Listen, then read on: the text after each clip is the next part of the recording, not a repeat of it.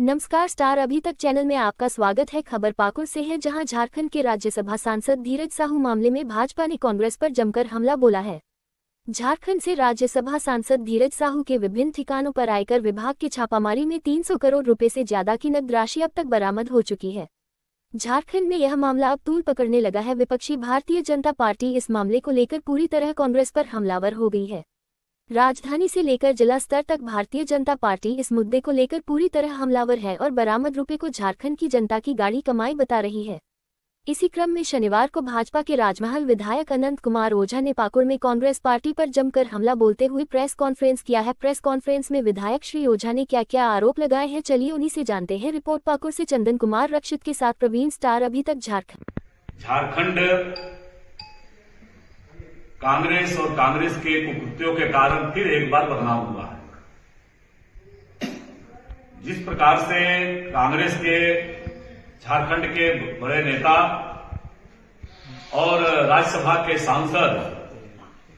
श्रीमान धीरज साहू जी के निजी ठिकानों पर विभिन्न समाचार पत्रों के माध्यम से जो खबरें आई है कि 300 करोड़ रुपए नगद बरामद हुए, और ऐसा लगता है कि शायद बैंक का भी लॉकर में भी जाने के बाद शायद इतनी राशि एक साथ एक जगह इकट्ठा हुआ, शायद अब तक के हाल के दिनों का जो इतिहास है, इतनी बड़ी मात्रा में नगद राशि बरामद होने की शायद ये राज्य और उनके ठिकानों के माध्यम से जो राशि मिली है, ये पहली घटना है। यह भी माना जा रहा है कि कांग्रेस आजादी के बाद से लेकर के कांग्रेस का ये इतिहास रहा है और वह इतिहास भ्रष्टाचार का इतिहास रहा है। जैसे कांग्रेस पार्टी और भ्रष्टाचार मानो दोनों का एक साथ इतिहास जुड़ा हुआ है। पूर्व प्रधानमंत्री श्री जवाहरलाल नेहरू जी के समय से शुरू हुआ जीप घोटाला, और उसके बाद से लेकर के आज तक, इसके पूर्व में मनमोहन सिंह जी के कार्यकाल का देश में देखा है कि कोयला घोटाला, 2G घोटाला, खेल घोटाला, यानी घोटालों की श्रृंखला से लगातार कांग्रेस का नाता रहा है। इस झारखंड ने भी देखा है कि किस प्रकार से एक निर्दलीय के हाथों में सत्ता सौंप करके कांग्रेस ने काली कमाई का रास्ता बनाया था, और उस समय उसके प्रभारी आते थे, रोज नए बयान देते थे, और बयान के साथ यह बदनामी झारखंड के माथे पर देने का काम किया। अभी जिस प्रकार से नकद राशि 300 करोड़ रुपए मिली है, नोट गिनने वाली मशीन भी, शायद वो मशीन भी खराब हो जाती है, गिनते गिनते कितना नोट पड़ा हुआ है। यह तो एक स्थान पर मिला है, न जाने अभी ऐसे कितने स्थान छुपे हुए हैं जिन स्थानों पर इन लोगों ने कांग्रेस और कांग्रेस के साझेदार जो आज झारखंड में सरकार चला रहे हैं मुख्यमंत्री हेमंत सोरेन जी के नेतृत्व में, तो उन्होंने भी कांग्रेस का अनुसरण करते हुए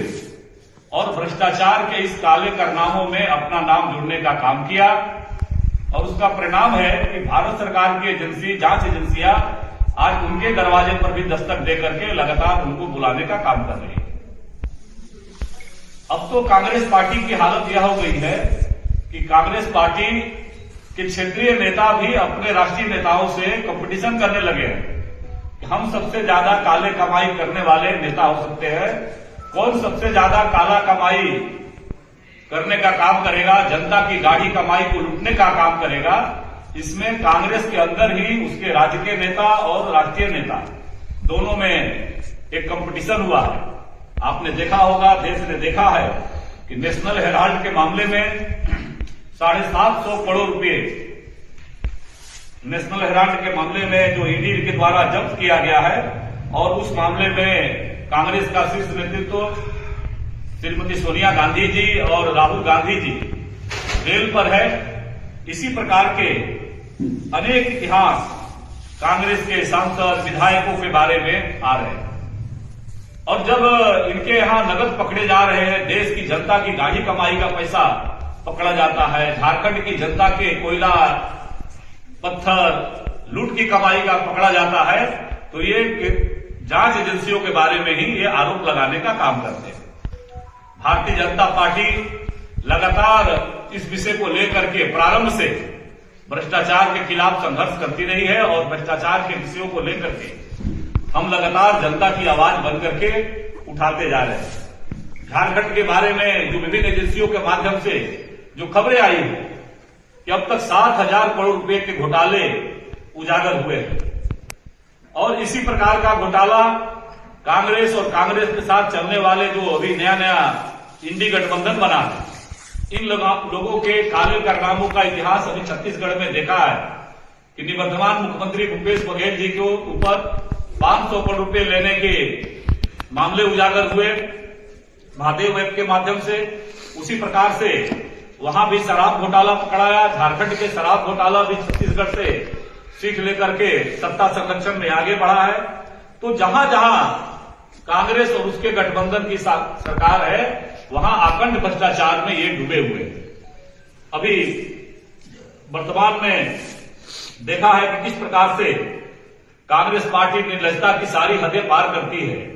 भ्रष्टाचार के कारनामे पकड़ा रहे हैं, नगद राशियां पकड़ा रही है,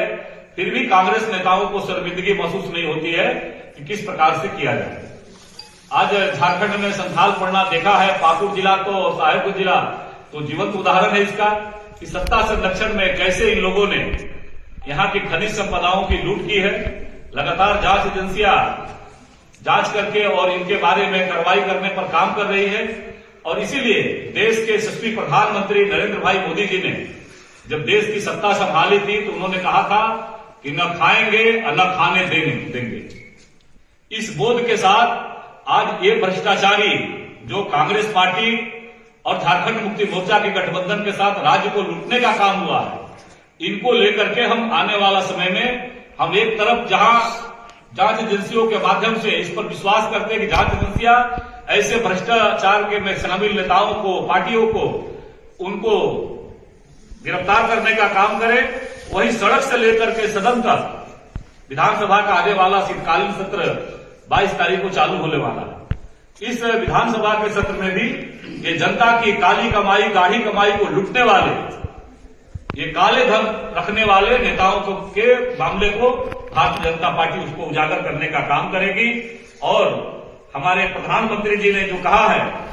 जो मोदी जी ने गारंटी दिया है, जनता से जो लूटा हुआ पैसा है उसका पाई पैसा उनको लौटाना पड़ेगा और ऐसे लोगों को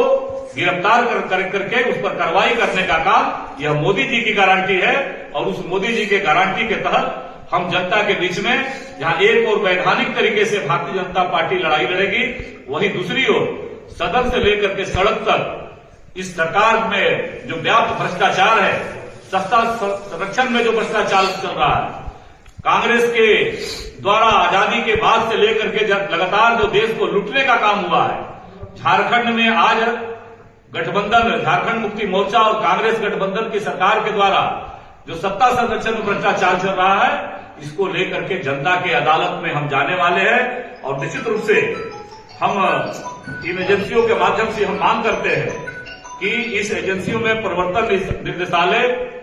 भी इस मामले को जांच करे, क्योंकि यह देश के इतिहास में हाल के दिनों में नगद पकड़ाने वाली 300 करोड़ रुपए तक का नगद बरामदगी हुई है। तो निश्चित रूप से इसका प्रवर्तन निदेशालय भी जांच करे। यह हम आप सबों के माध्यम से भारत सरकार से, जांच एजेंसियों से भारतीय जनता पार्टी यह मांग करती है इस जांच की गति को बढ़ाए और साथ ही साथ झारखंड में जो भ्रष्टाचार है, इस भ्रष्टाचार के खिलाफ सड़क से लेकर के सदन तक भारतीय जनता पार्टी लड़ाई लड़ेगी।